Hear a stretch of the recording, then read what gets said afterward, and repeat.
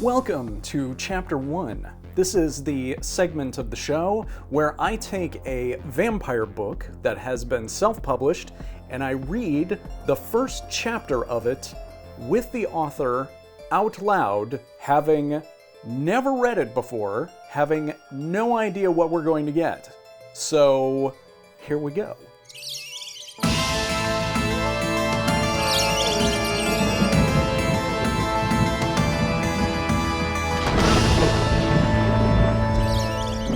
Welcome.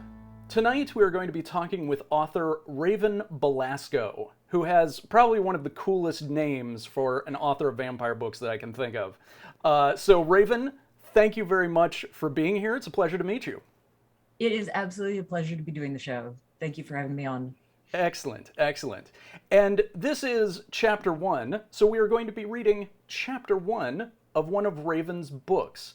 And this is in the Blood and Ancient Scrolls series? That's right. It actually started out as a pun on the song title, Sex and Drugs and Rock and Roll. It was Sex and Blood and Ancient Scrolls, which I was very proud of. But it turned out that nowadays, you can't sell books on Amazon with sex in the title. Gotcha. So we had to drop that. So now it's just Blood and Ancient Scrolls. But I still hear the song in my head. That's fabulous. And this is a 3-book series? Thus far. There's more coming. Oh, lovely. Okay, so this is not just a trilogy. Nope. No. All right. So Raven has asked that we read from Chapter 1 of Book 3 of the series. And the name of this particular book is... Blood ad infinitum. Blood ad infinitum. And this is really cool because Raven is using these Latin titles for her books, and it gives it just this wonderful sort of vampire ancient texture to it. So before we actually get into the reading of it, can you give us, in your own words, a little bit of an overview as to what the series is about and what we're about to hear? So this is the personal story arc and journey of a character named Anushka Rossetti, or Noosh for short, a nickname that she often is a little annoyed that people cannot get at the first go. And she is living in the first book in the series a really underutilized life. She has too much of a degree for being the small town librarian that she is. And her life is just really dead-ended, and she's kind of happy, but not really alive. In that book, life gets a lot more interesting by encountering the undead. So Excellent. That first book takes her out of her old world and into literally the underworld of the Amur, which is the vampire's words for themselves in their own language. The second book pulls her along in continuing crazy vampire adventures. And so in this third book, we are just coming off of the tail end of the adventures in the second book, which were in some ways pretty emotionally devastating for her. So she has been promised by her partners, Sandu, who is Vlad Dracula under a new name, and Baghamil, one of the most ancient of the Amur, that she's finally going to get a vacation after quite a lot of, I mean, they're still on vampire business, but they're headed to London, and it's about time for her to really enjoy her new life, she thinks. That sounds excellent. And as you may have picked up on, Raven has developed an entire vampire language for the characters in her books. So you're about to watch me butcher a lot of these words. Luckily, we have the author right here to be able to correct me on the pronunciation. So that might happen a couple times in here. Yes, happy to. No, that's perfect. I love it. Okay, so let us get into it, shall we? Now, I see that there's a prologue. Should I start with the prologue? Yeah, that's a great way to sort of tie it in and pull people in, so go for it. Excellent. And also, one last thing before I get started. we're very lucky to have you here with us for this. So if at any point I'm reading a character completely wrong and you need to give me some direction to change the character, please feel free to do that. That's totally fine. Okay. All right. All right. Here we go. So, Blood ad Infinitum of the Blood and Ancient Scrolls series, Prologue. There was no direct flight from Buenos Aires to Bucharest, so we went on vacation. Well, it was a vacation for me. The vampires I was with saw it as a continuation of the mission we'd been on. As missions went, it had been a complete and utter clusterfuck. I really wanted to draw a line between it and the rest of my future. And I deserved a break. A holiday. A nice period of time when I was not being chased by bad guys or locked up in underground prisons or having to decapitate and burn endless villain after villain just to ensure they did not start up all the drama again. Ever again. You might imagine that doing things like decapitating and burning people after said people had imprisoned you and done other horrible things to you and those you loved might cause a person to need more than just a vacay. Something more like long-term talk therapy and some nice calming medications. I used to feel that way myself. I spent my first months with the Amir. Did I get that right?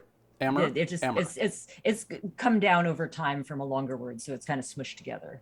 I love that. I love that. First months with the Amir, that being what the vampires call themselves. Being quite sure I was a woman most desperately requiring therapy more than anyone had ever needed it before. The last adventure, although that was far too positive a term for it, debacle was more apt, had changed something in me. Now I found myself just wanting some fun. I wanted to live, not just go from horror to horror and fear to fear, but be able to enjoy this bizarre existence I found myself inhabiting.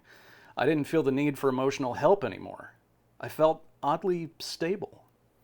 It might have been all the Amur blood I'd drunk when I nearly died. Of course, I no longer meant died the way I used to. What had nearly happened to me was the Vistarasha. Yep, right. Perfect.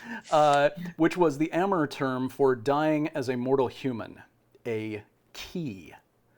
And then, over a period of time, an indeterminate period of time, days, weeks, months, who knows, resting and transforming into a full Amur and rising again from the grave. I was an Amur Nafash. Nafsh. Nafsh. An Yep. Amur Nafsh.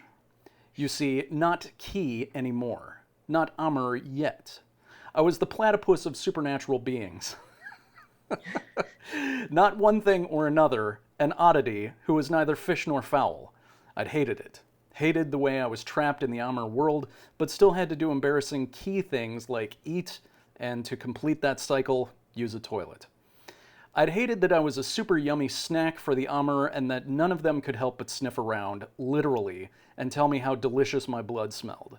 I could never tell who liked me for me and who was just huffing me like glue. Then all of that nearly ended, although I was too messed up to appreciate it until the danger was over. When I could and did get it, the realization that I'd nearly lost my last tie to my key life made me appreciate my situation more. That probably was helping with this weird sensation of emotional stability. I'd lost people. That part still hurt. And I had plenty of mourning left to do. But that was nothing unnatural.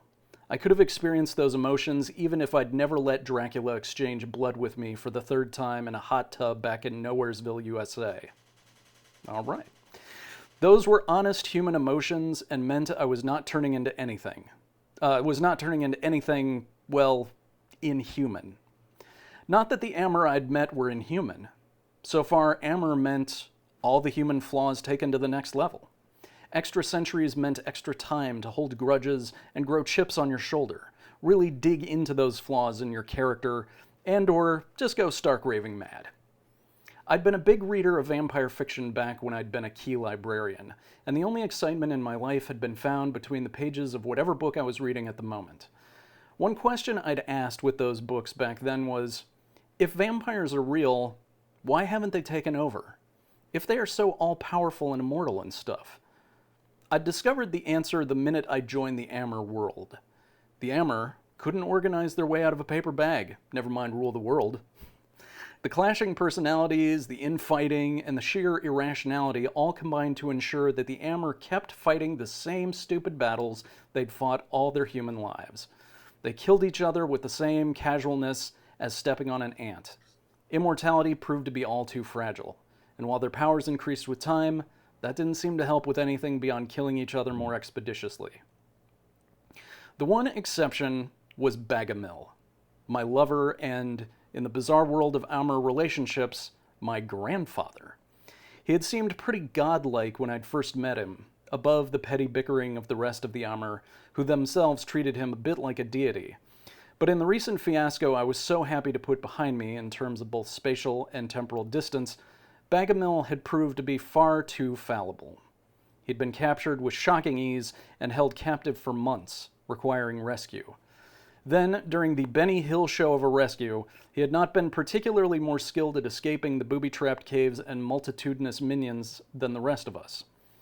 The rest of the Ammer still treated him like a god. For myself, I knew I loved him, and I knew I needed to find out more about this man with whom I'd shared the most intimate of living and loving. He was not a god, but he was a mystery, and I needed to start getting to know him. But first, vacation. And that is the prologue. Yes. Excellent. Excellent. Okay, I feel like I already have questions, but we're gonna keep going. Okay. Part 1, Ammer of London. There's a quote here. Yes. Man is a rope, tied between animal and Superman, a rope over an abyss, a dangerous crossing, a dangerous journeying, a dangerous look back, a dangerous shuddering and ceasing.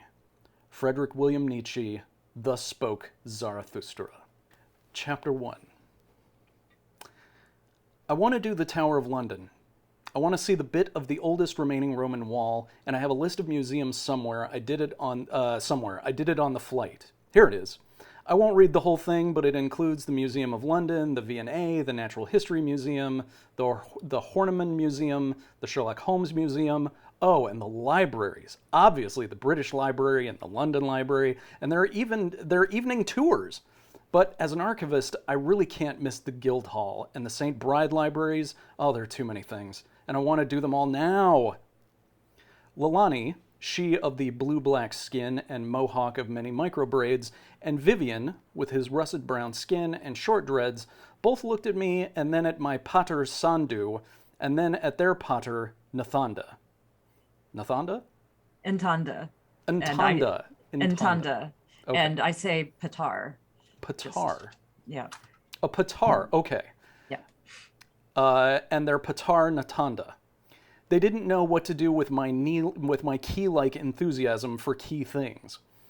I was fascinated to see that Viv, whom I'd last seen with his whole right arm off at the shoulder, had a functioning right arm that matched the left. It filled me with a million questions about how much Vunva, Yep. Ammer-style healing with blood, he must have had to regrow an arm so fast. Daciana, one of Sandhu's Romanian crew, had said regrowing limbs would take a long and painful time. So how had he pulled it off so fast? Or did it just feel like a long time because it was so painful? And what would the process look like? Did it grow inch by inch down the fingertips? Or did the bones come in, then the muscle, and then the skin? I'd done my own speed healing, boosted by Vun Ammer, that was the fancy way to say vampire blood. But it had just been deep puncture wounds, not limb regeneration.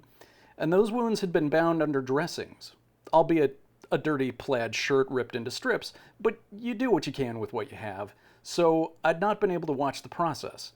All I knew was how incredibly painful it had been, which was not a precise measurement. Natanda gave them the utterly infectious smile of his and then turned it on me. I could see why they had each fallen for him. He was tall but not skinny. Instead, his muscle made fascinating shapes under his fitted lightweight sweater and black jeans. All in black, of course, because with the Ammer diet being what it was, that best hid potential spills from your meals. Natanda had rich, dark, reddish-brown skin. His heart-shaped face, topped by little twists of coily black hair fading down to shaved, was a background for his huge round eyes under dramatically arching brows, a broad triangle of a nose, and entirely distracting lips. That smile of his popped out his high cheekbones and squinted his eyes into sparkling dark depths. It made one want to ensure that he smiled often. Happily, I seemed to be able to make him smile.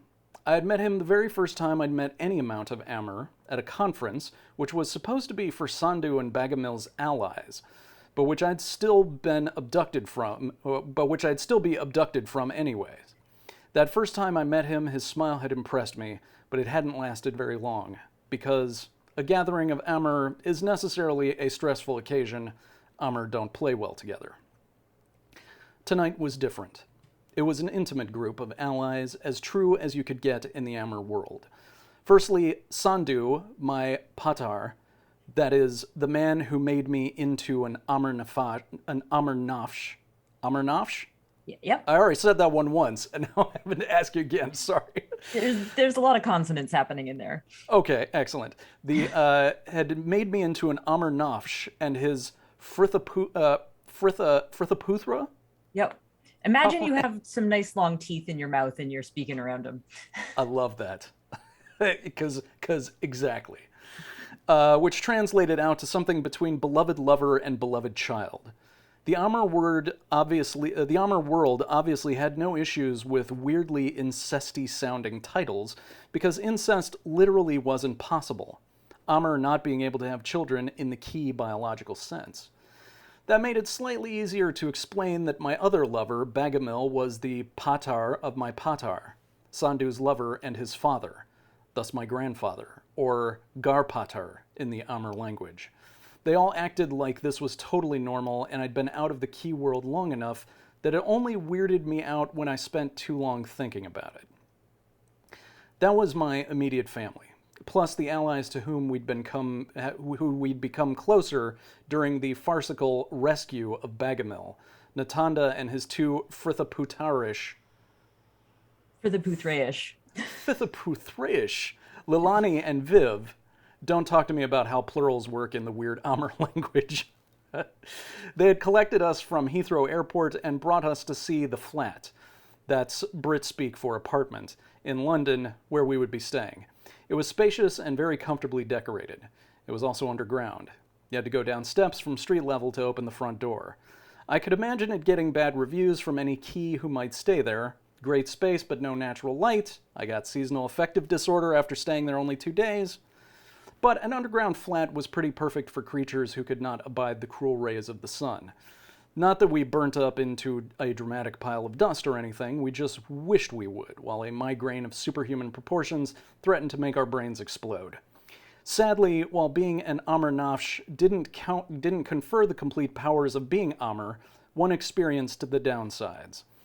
Natanda had brought his immediate family as an honorary escort for my strange little Amur family, a very formal mark of respect for Baghamil as the Aogist of Aoj Staish. The Aogist of Aoj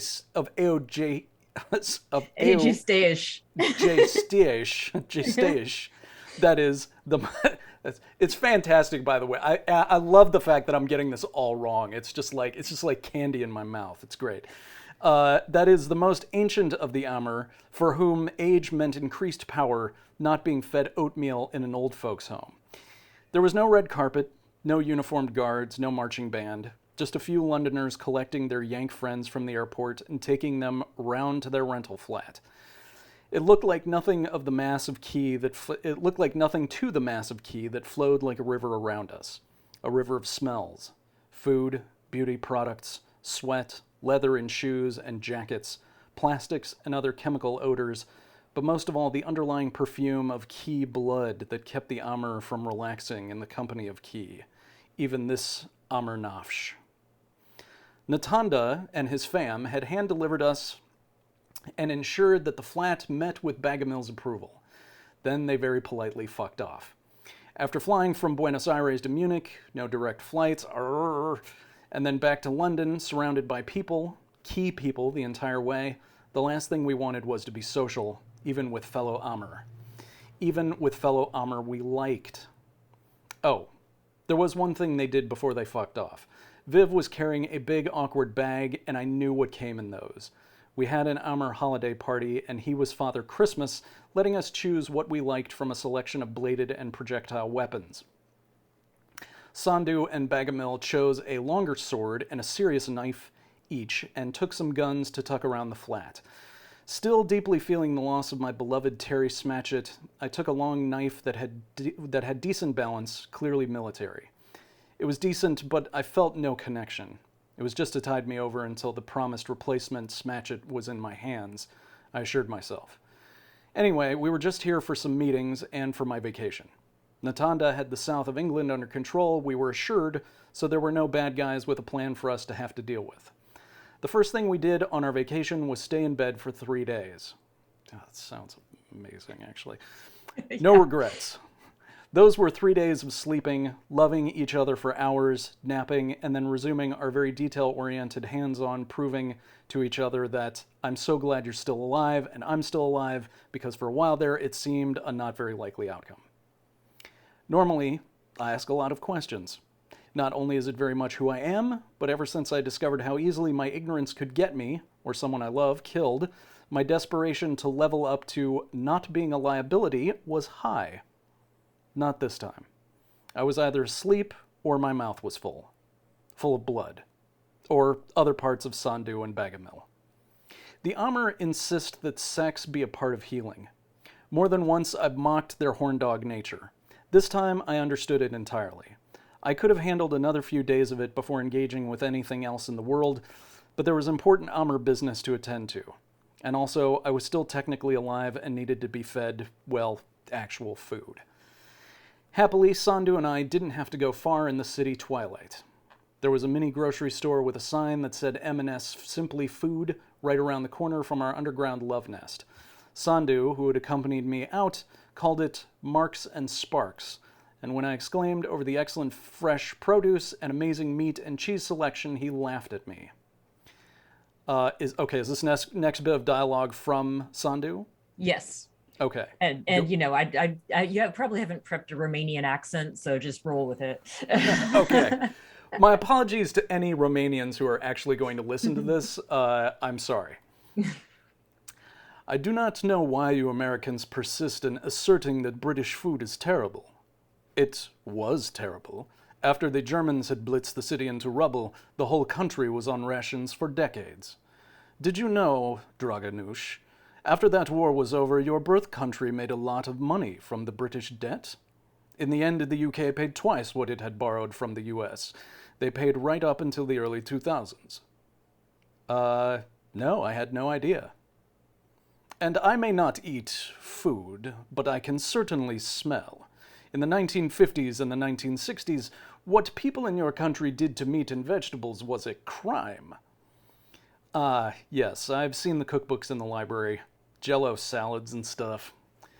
Sandhu shuddered. When he'd brought me home to his birth country, Romania, obviously, although when he was Dracula there, it was called Wallachia, he'd eagerly shared with me the traditional foods of his people, sniffing the aromas with appreciation, even though he could no longer eat. The food was hearty and delicious.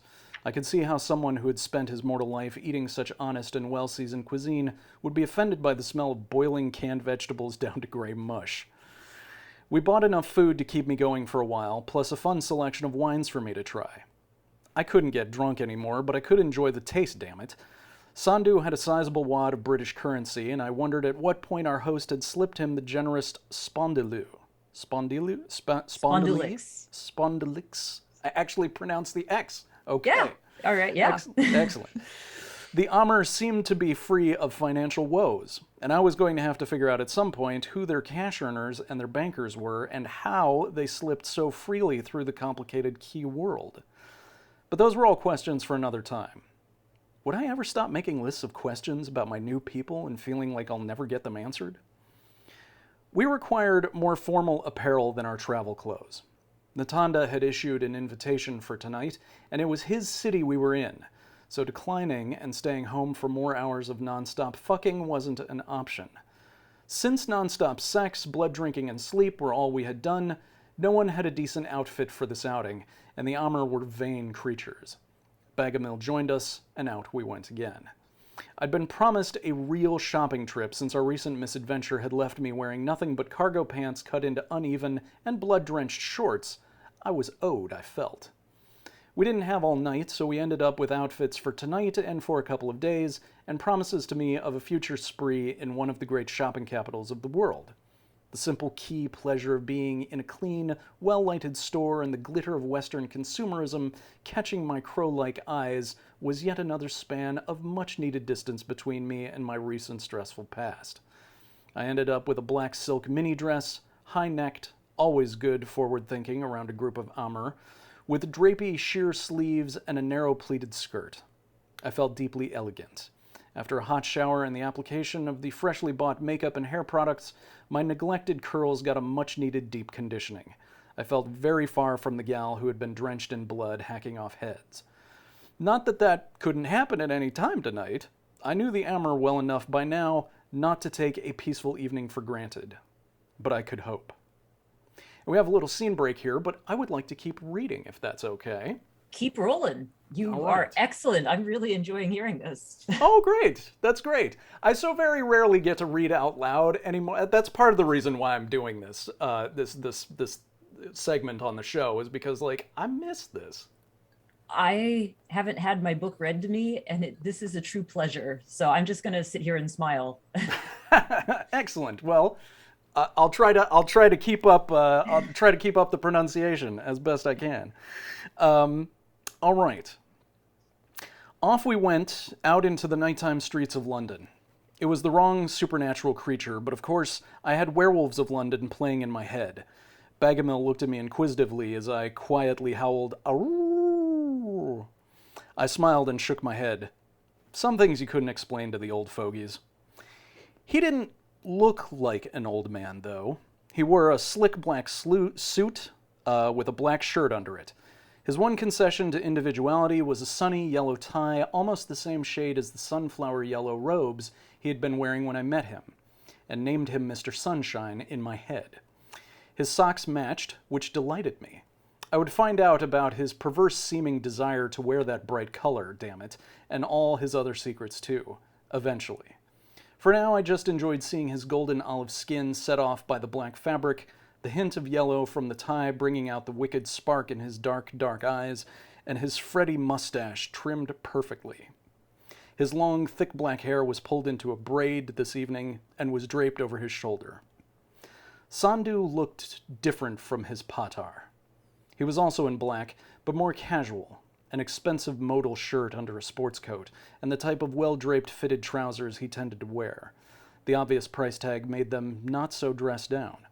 He was smooth-shaven, which Bagamil always said he preferred, despite his own mustaches.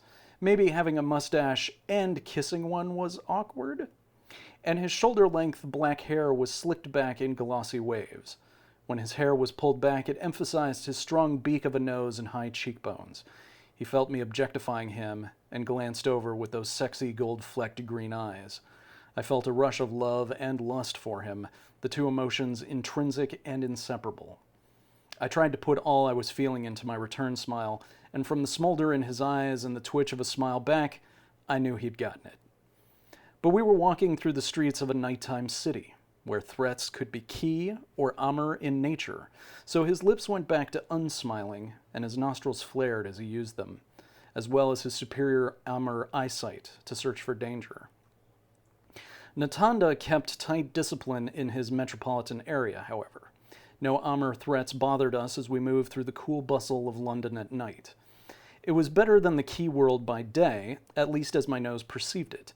The rancid scents of sewer and unwashed Key bodies were still all too pungent, but between them I could enjoy the rich smells from kebab shops and the greasy temptation of fish and chips. The pubs and nightclubs didn't smell very nice, because alcohol processing through Key bodies was not a lovely scent. But then there would be the unexpected nostalgia of a laundromat pumping out the scents of detergent and hot air, or passing a Key walking their dog and smelling that canine must. I had briefly been in the Key world over this past year, but it had mostly been rushing through the cities and countryside to get to an Amur stronghold well away from the ant-like activity of the Key masses. Staying in a Key city was oddly thrilling. It was also strange to think that less than 2 years ago I'd had no idea the armor even existed. I would have been excited to be in London as my old key self, but in a very different way. I'd let myself be transformed so very easily, and had Stockholm syndromed into a life of using living sentient people as food and killing anyone who looked at me wrong without a qualm. Okay, so I usually have help with the killing part, but it's the thought that counts. We moved out of the bustle of wide urban thoroughfares to skinnier back streets and fast food places named after random U.S. states. Michigan fried chicken being even more jarring to my mind than Alaska fried chicken. And then into a warehouse section in what I'd been waiting my whole life to call the smoke. There was no yellow Victorian fog, however, although I'd known that intellectually it was still disappointing. There was a small bustle of life, the usual selection of nighttime workers and street people, and rats. Plenty of rats. I could smell all that, unfortunately.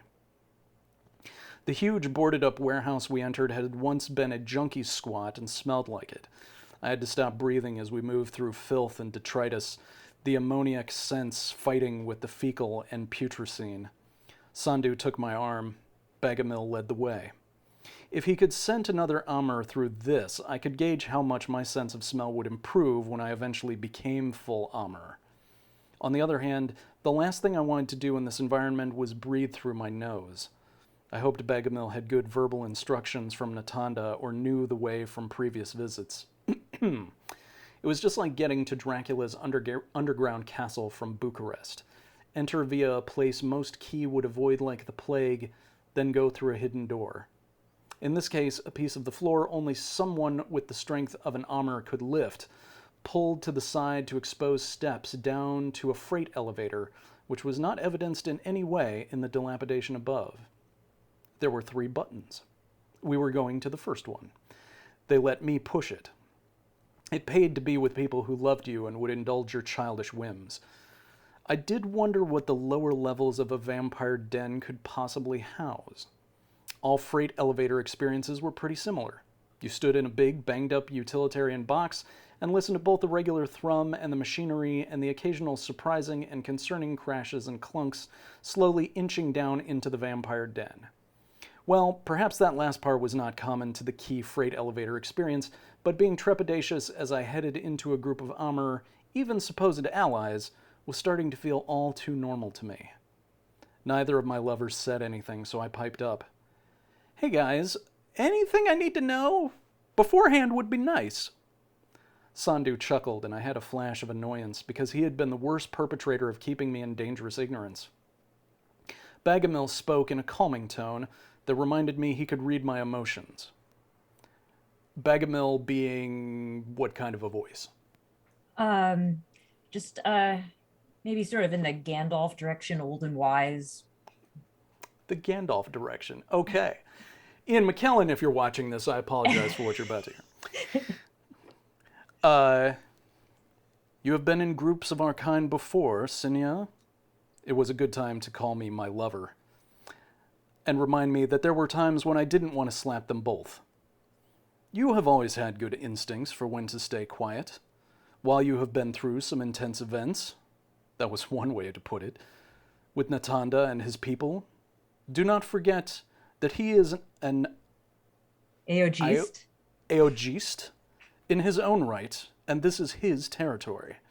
I'm afraid that my being so casual with you may have perhaps led you to believe that we are always that way. It is not so. This may not technically be a formal gathering, but act as if it is and treat Natanda as the respected elder he is. Decorum around the Amr is never regretted. Insouciance may be regretted for an all too short period of time. Sandhu once told me to keep my mouth shut and just look pretty. I never said, I am certain my... Frithaputhra. I'm certain my Frithaputhra did not use those words. They have a very American flavor to them, so I assume you are rephrasing a warning he gave you before meeting me for the very first time. It is not utterly incorrect advice, Sinya. Here he looked at me wryly. Try to be a good girl for your poor old Garpatar. Sandu pulled up the freight elevator door while I was coughing on clumsily stifled laughter. Natanda was beautiful at the best of times. Never mind how his muscular body filled out his clothing, but tonight he'd gone all out. Once I saw him lounging with deliberate insouciance. Sorry, that's an English word I don't know. Is it insouciance? Insouciance. Insouciance. I've learned something new today. Woohoo! Deliberate insouciance on a battered Victorian fainting couch. My coughing turned to an awkward choke. He was in a classic tuxedo, wearing it as comfortably as James Bond did. The geometric shapes of the tux made the curves and planes of his face even more starkly beautiful. Well, if I stayed silent because he'd taken my breath away, at least I wouldn't say anything humiliating. The room was filled with furniture and other decor stolen from BBC period piece sets. Actually, since I was in the country where those historical dramas were actually history, possibly they'd been reappropriated from real castles and country estates and shit like that. It was anachronistically lit, however, with neon signs advertising XXX, Peep Show, Adult Video, Private Booth, and Girls, Girls, Girls. Some blinked, some didn't. It was maddening. How was I supposed to keep my eyes on potentially unfriendly Amr in this flickering, uncertain light? With my Amr blood-assisted eyes, full dark might have been preferable. I'd only met a couple of Natanda's people. There were more tonight, and they were as diverse as London was. Every shade of humanity was present, from the blue-black skin of Lilani to a heavily freckled ginger. Seriously, a vampire with freckles? Who set off his pallor by wearing a pristine white tracksuit and what we in the US called sneakers, and he would call trainers. It was strange, but somehow the tracksuit looked as formal as the tux. Bagamil led our threesome forward, and he gave a nod and a smile while Sandu bowed and glanced at me to make sure I was doing so too. It was weird. I'd never bowed to Natanda before, but we were all standing on ceremony tonight. Help me out with this now. Eojask Amratav. Eojask Amratav. I'm sorry. Which character is this who's talking? Is this Bagamel? Yes. Eojask Amratav. Thank you, Natanda, Frithaputhra of Chausiku, for receiving us. I have not spent time in the company of the Amr of London in far too long.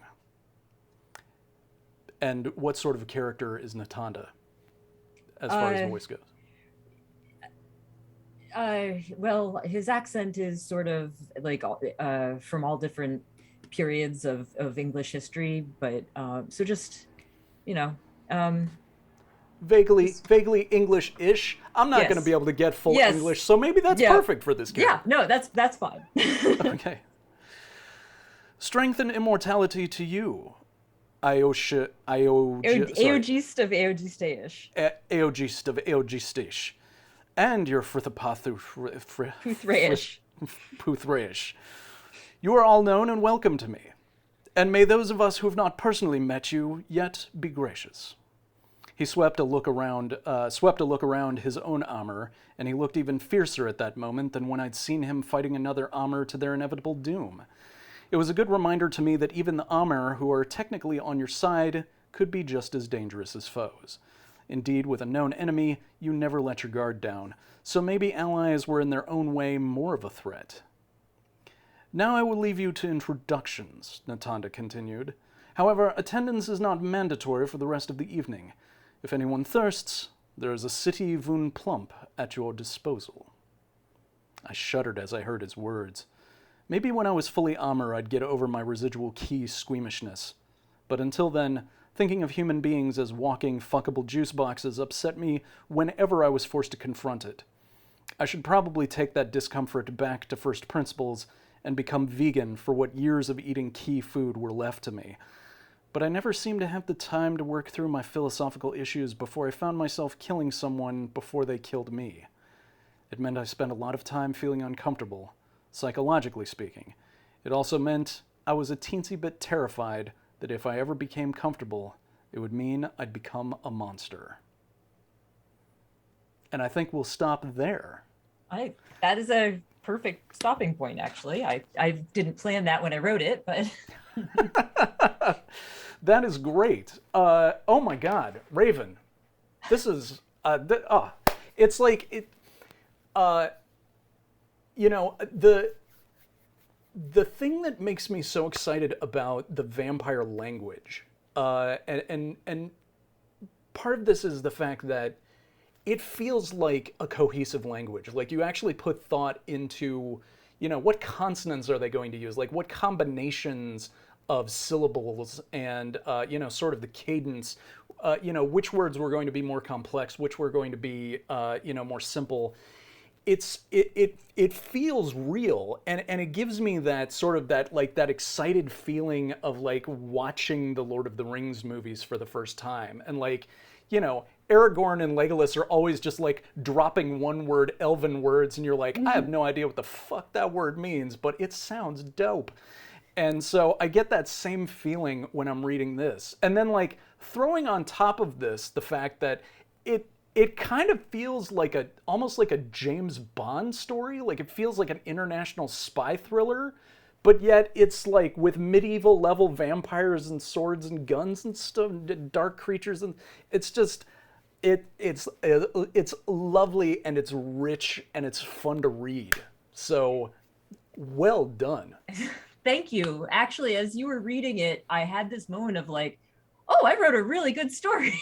I mean, you always like believe you have, or else you wouldn't go as far as getting published. But hearing someone else read my words, I was like, damn, okay, I did okay. So thank you for that. My yeah, pleasure entirely. So yeah, I love these characters. They are really running the show. I just sit with my hands on the keyboard and let them roll, really. So they know, like they, you know, they come from the times they come from, bring their own history to it, and I just have to kind of keep up, you know, to be honest. The first book, there was a certain amount of sex for reasons of plot, and I was like, okay, now we've had the sex and we can move on to other stuff. And then then Nush and Sandu decided to have sex in the plane on the way to Romania, and I was like, no, we don't. No, we've had enough sex. We've got plenty of sex. And they're like, no, we're gonna go do this. You know, start typing. And I was like, I'm not in control of my characters anymore. This is insane. So yeah, as I really feel with this series that as long as I don't try to impose too much on them, they'll just tell the story for me, and I just have to do right by them. So they are the kind of ass-kicking, you know, vampires they are, and you know, I just you know, try to do the descriptions of what they're doing properly. Excellent. So, all right. So let's talk a little bit about this, because I'm very curious to hear, you know, sort of where all this came from, and how you arrived at these characters in this story. What was the original spark that sort of kicked all this off for you? So this is crazy and true. I had a dream of one of the sex scenes from the first book. Okay. And it wasn't just the sex scene. I mean, that was nice and all, but I woke up knowing who the people were, knowing some of their backstory, and going, shit, I've just been handed a book, like a novel. Like, you know, this wasn't a short story. This was a novel, and pretty quickly it felt like it was going to have to be 3 to tell the full story. And I was actually writing a science fiction novel at the time, and I had to be like, I'm so sorry, and push it to the side. Because, I mean, when you get handed a story, you can't not do it. You'll offend the muses, and they'll go off and find someone else. So, right. you know, so I was like, okay, I guess we're doing vampires now. So that's was what fabulous. happened. Not that I hadn't loved vampires, the myth of vampires, all the different myths throughout the world, and had been reading about them since I was 12. So I was ready, you know, to take this task on. But it was completely unexpected. Gotcha. That's fabulous. And so in terms of you've said that this kind of sprung to you as a trilogy, and earlier in the show you said there are actually going to be more books after this. Do the three that we have sort of is that one big arc, and Yeah, then books from here are going to be starting off a brand new arc after that? exactly. Excellent, excellent. Okay, sorry if I seem a little giddy with my questions, but we have Dracula as her lover, who is I believe the one who drags her into this entire story. Yes, he's all to blame. Excellent, perfect. Blame Dracula for everything. He Yes. he likes it that way, I'm sure. Yes. So where how did that come about? Was it Dracula who was in the dream, or Yeah. did you decide to apply Dracula to the character in the dream? He was definitely Dracula, but named not Dracula in the dream. Um, if you're that famous, you can't really move through the world. Um, and so and with all the Amor, they tend over time to assume new names. Uh, you don't want to, if you live for a really long time, you want to sort of get away from, previous situations, because they just tend to get themselves in situations. In dealing with the key, it's better to sort of take on new names. And they also move around the world a lot, so they'll tend to take on new names that fit in the countries that they move to. So there's a lot of variations of similar names. Um, yeah, he just put himself in from the start. And I was like, oh, and at first it was a little annoying, because I was like, oh my God, there's too many books about Dracula. Like, I don't want to write another book about Dracula. Like, how am I going to make this stand out?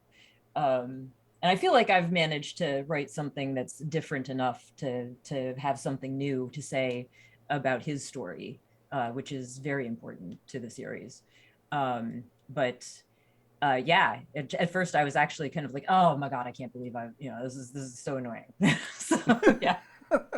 Well, I kept thinking while I was reading it, it is very different to see Dracula in a position where he is not the ultimate power in the room. Top of the Like, to food see chain. him playing second fiddle to another vampire is just inherently strange.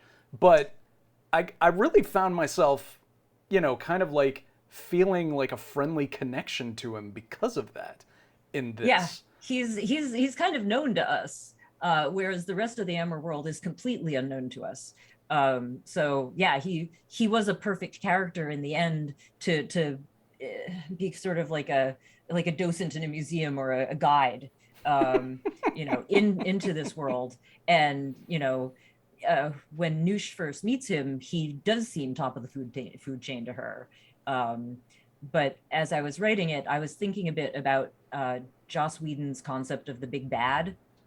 Um, and I thought, I need a big good, like I need somebody who's just like, like the ultimate good character. And so that's where Bagamil came from. Excellent. All right, I'm glad that we can transition to Bagamil here. That's an excellent sort of like story need for his character. Where did your idea for the who he is come from? What was the inspiration? Well, I really had to be careful with this one, because Anne Rice had completely stolen Sumerian myths. No one else gets to do them now, and I would have loved to play with that. Um, but she'd already taken them, so I was like, okay, I'm casting about the ancient world. Like, where do I go?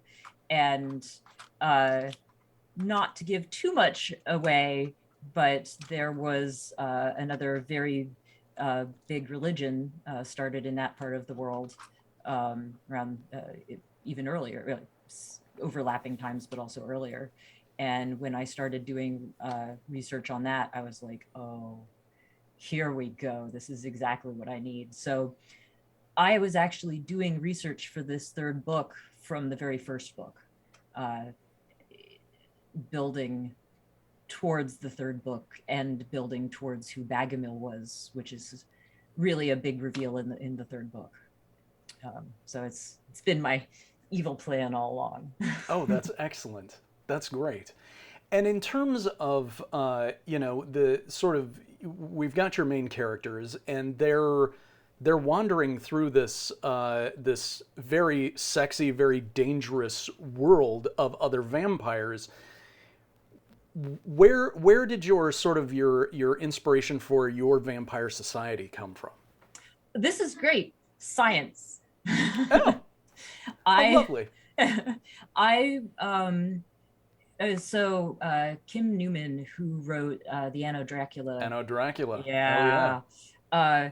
I heard an interview with him where he said the great thing about playing with vampires is that you just pick and choose from the different myths. I'm going to keep this, you know, okay, can we cross running water? Can we see ourselves in a mirror? Can we turn into bats? You know, what can my vampires do? And so I just sat down and said, okay, we can do this, we can't do this, we can do this, we can't do this. And then I called up my friend who's a biologist, and I said, we are going to have an interesting chat right now.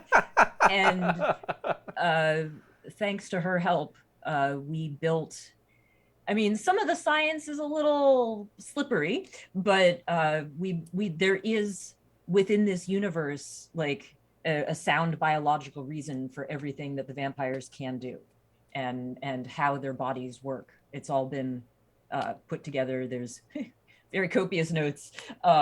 So hopefully there will never be like my Ammer doing something just completely, you know, unrealistic. You know, so in the case of the Ammer Nafsh, when now your system is kind of transferring over into an entirely blood-based one where other fluids it just all gets brought down to a very simplistic level. So Noosh now, when she cries, has blood tinging her tears. I love Basically, that. You know, it would be the same. I mean, it probably comes out in her earwax, although we haven't had to deal with that in the story. There's not a salient plot point about vampire earwax yet. Not yet, but man, if I can do it, it'll get done. But then once you've transferred through the process of the Vistarasha, you and your full Ammer, there is no more crying because you can't be wasting that precious fluid. So, oh, interesting.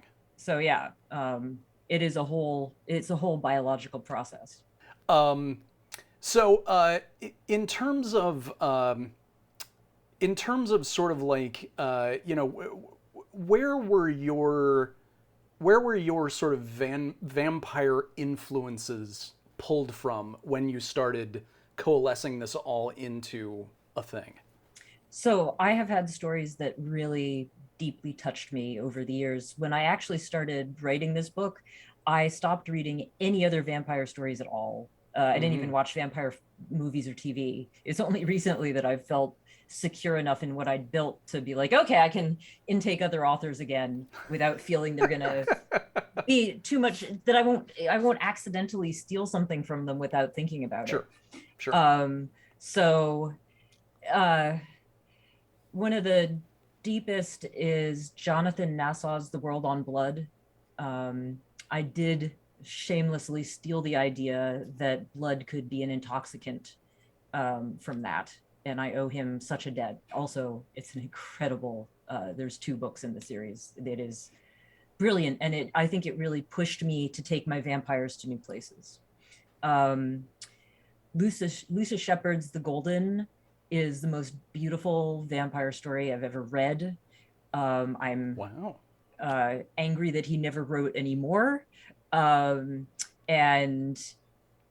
if I could ever write a vampire story that good, like that would be my goal. So I'm working towards that. Excellent. I love the Saint Germain series by Chelsea Quinn Yarbrough. I actually have all of them, which is like a good percentage of real estate on the That's bookshelf. like 20, that's like almost 20, 30 books at this yeah, point. yeah. Wha- Wow, that's impressive. You Thank might be the you. first person I've met who can make that claim. They actually have all of them. That's awesome. Some of them you have to really search for and like find in like used bookstores and stuff. So yeah, it's been a pleasure searching them all out and reading them. So That's excellent. I'm sure that Saint Germain has influenced Sandu to some extent. Um, Definitely Robin McKinley's Sunshine helped my protagonist be the snarky kind of gal that she is. Oh, a huge debt of gratitude on that one, just for vampires in the modern world as well. And uh, other than that, it's just the classics. Just having read the classics and loved them. You know, so there's, yeah, I may have read a vampire book or two in the past. I mean, it sounds like it. You have an excellent resume there. That's perfect. Oh, thank you. So in terms of all of that, you're obviously someone who came to writing a vampire story with a lot of, prior reading and knowledge and interest. So, I mean, it's kind of an awkward question, but if like what would you say is it about the vampire as a creature that that draws you to it? I can't say it's anything special. It's the same thing that draws all of us to them. They when they first started in Victorian times, they stood in for sex. The bite of the vampire fangs in the neck was penetration when you couldn't write a sex scene with other penetration. They are the ultimate sexy bad guy, and the ultimate sexy monster. A lot of authors have talked about the vampire as synonymous for a disease like the plague or even STDs.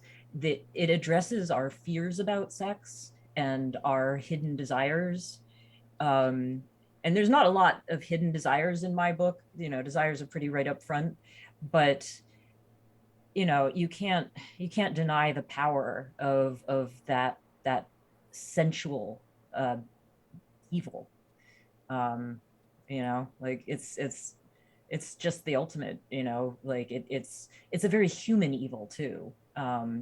So it's very easy for my main character Noosh to be really concerned about the crossover from the human to the monstrous. So Gotcha. What is there not to want to play with in that sandbox? Exactly. So on that point, and we'll wrap up here in just a minute. But in terms of the books that you're working on next, I assume you can't only write vampire books because you probably have 1,000 other interests. Is the thing that you're working on next going to be more books in this series, or are you taking a little break and doing a palate cleanser? I was so torn. I have 3 projects I'm really equally passionate about, but I now have fans, and the fans had some points of view that I couldn't ignore. So in the end, it's going to be book 4 in the series, and it's going to be Vampire Pirates. All right. Oh, excellent. Okay, I feel like I could ask you all about that too, but we'll just leave it at that as a nice carrot to hang there. That's after book 4 comes out, I will come back and tell you all about pirates. Please. Oh my God, please. Yes, that is a standing invitation. Yay. Please do. Okay, well, where can people find your books? I mean, really at this point in time, just a Google search on even my name will get you right there, but they're on Amazon. I am on bookshop.org, which I recommend very highly because, it supports local bookstores, and that's a passion for me. I've spent many happy hours wandering around in used bookstores, looking for Chelsea Quinn Yarboroughs that aren't being published anymore. Exactly. And also, if people want signed copies, they can buy them direct from me. All right. That's good to know. That sounds like the best way to do it, actually. So that's awesome. I really like signing the books. So, and I have a little signature that I've worked up and everything. All right. Lovely. Okay. So I have, for everybody that I interview, I have a quick battery of 5 final questions that I ask just to get sort of a baseline from everyone. Oh my God, the heat is on. Just whatever the first thing that comes to mind, there's no wrong answer here. First question, what was your entry point into the vampire genre? When I was 12, I mean, I can't say I'm a normal adult, but I was a weird kid. And I got into the paranormal, including vampires, and was reading like way above my reading level on all of that stuff. So I read Dracula, and then I read In Search of Dracula and all of the, you know, actual historical stuff about Vlad Tepes. So excellent. That was my entry level, man. Excellent. Good answer. Question number 2, what is your favorite thing for breakfast? So we were just in England in this book, and I love a full English breakfast. Just a huge amount of bacon and eggs, and beans, sausage, toast, good cup of tea on the side. Fantastic. All right. Have you, just as a side, have you been to England? Was all these scenes in the book are from your own personal experience having? This is the one book where I'd actually been to the places that I write about. And I was supposed to actually go back and write this book in England, but then there was this whole global pandemic and it got in the way of that. Sure. So at some point in time, I'm owed my own vacation. Noosh got hers. I'm owed mine, where I can sit in cafes and pubs and I guess now read my own book, but instead of writing it, but yeah, or work on the next one. That's excellent. Okay, so question number 3. Do you have any habits or superstitions while you work? Habits very much, and I mean definitely superstitions too. But the way I avoid writer's block is I get up a lot, and the main thing, like if it's really seeming like, okay, I don't know what's happening next now, like I've hit a wall, I have a dog. He takes me on walkies. Oh, lovely. By the time we get back from walking in the woods, everything is chinked in place, at least through another scene. And that's how I keep going. But I'll even just get up and do a little stretching. I think that movement and getting the blood flowing back up to your brain is really important for a writer. And that comes into my superstition, which is if I feel things are getting rough, I do not force it, ever. Like if you, for me, if I'm like afraid if I force it that I will get serious writer's block. So the way I avoid that, both like with logical thought and superstitious thought, is just if there's something that needs to come up, I'll let it kind of roll in the back of my mind, but be thinking about other things. So I really respect the muses very much and just don't pressure them. Okay, that's excellent. Wonderful answer. Thank you. All right, so question number 4. If you could talk to any other vampire author or creator, who would it be? What would you ask them? Well, I mean, obviously I've already answered this. You know, I'd just bring Lucius Shepard back to life and be like, get on that next story after the Golden. How could you leave me hanging like this? But I mean, no, I mean, just to have like the great vampire writers of all time sitting around a table with us all drinking red wine would be a dream. That sounds lovely. Yeah. Ooh, if only that were possible. Yeah. Okay, so 5th and final question. Which actor was your Dracula? Oh my God, why am I gonna blank? You see, you've done this. You've asked me rapid fire questions and I've blanked. I'm afraid that just the Francis Ford Coppola Dracula, you know, like I just really think that brought a lot of the backstory of Vlad Tepes and the hair and the sunglasses and Oh yeah, Gary Oldman was just so perfect in that. So I mean, there are other incredible cinematic Draculas, and all respect to them, but yeah, Gary Oldman's my Dracula. Excellent, excellent. Glad to hear it. Okay, well that is it. Where can people find you if on social media? So I'm on Facebook, Instagram, Twitter. My website is ravenbelasco. Belasco. So that's excellent. Very clever. Thank you. Very clever. Well, Raven, thank you very much for being with us. Thank you for being brave enough to let me read out loud the first chapter of your book. Thank you for all of the help with the Amur language as I went through. That was absolutely necessary. And just thank you for what appears to be a wonderful book series. Well, I found out that like my author being brave has rewards because you did such an incredible reading of it. This has been such a highlight for me. I'm feeling all, I'm gonna have to go right after this because I'm feeling like, yeah, excellent. I got this. I'm a good writer now. And now I know.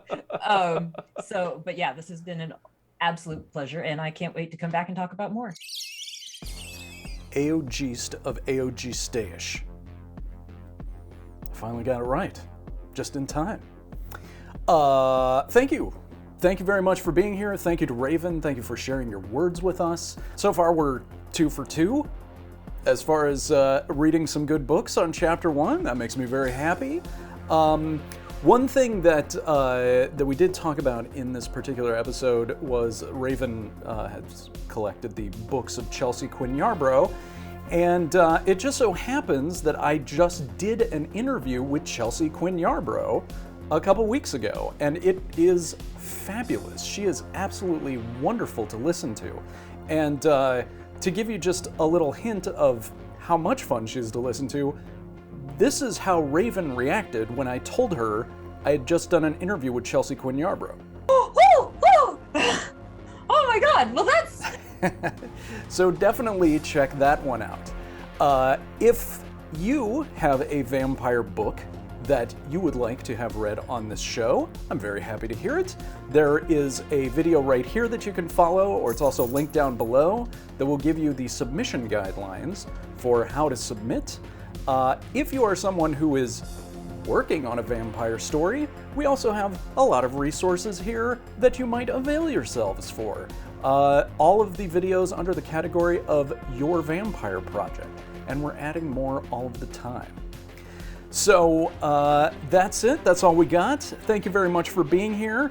2 weeks from now, Margot Robbie wants a vampire project. So we're going to see if we can help her out with that. Enjoy your reading, and we'll see you next time.